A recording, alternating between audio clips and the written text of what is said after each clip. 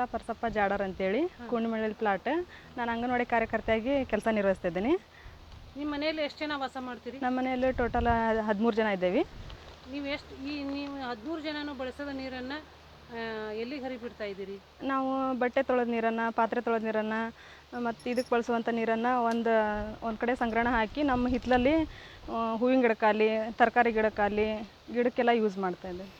ನೀವು ಎಷ್ಟು ವರ್ಷ ಆಯ್ತು ಈ ಕೈತೋಟ ಮಾಡಿ ಹಿತ್ತಲಲ್ಲಿ? ಈಗ 4 ವರ್ಷ ಆಯ್ತು ನಾವು ಮಾಡ್ತಾ ಇದ್ದೇವೆ. ಇದರಿಂದ ನೀವು ನಿಮ್ಮ ಕೈತೋಟದಲ್ಲಿ ಏನೇನು ಬೆಳಿತೀರಿ?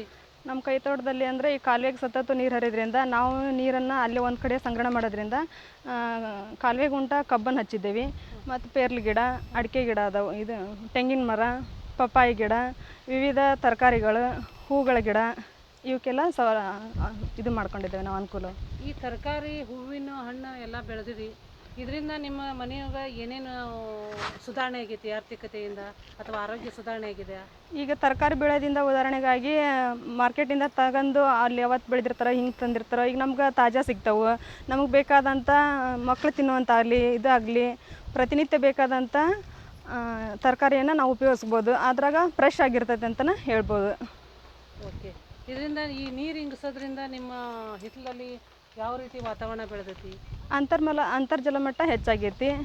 ಮಕ್ಕಳು ಇದಕ್ಕೆ ಗಿಡಕ್ಕೆಲ್ಲ ಸೌಲಭ್ಯ ಸಿಗ್ತೈತಿ. ಮತ್ತು ದನಕರ ಕುಡಿಯೋಕೆ ಯೂಸ್ ಆಕತಿ ಅಂತ ಹೇಳ್ಬೋದು.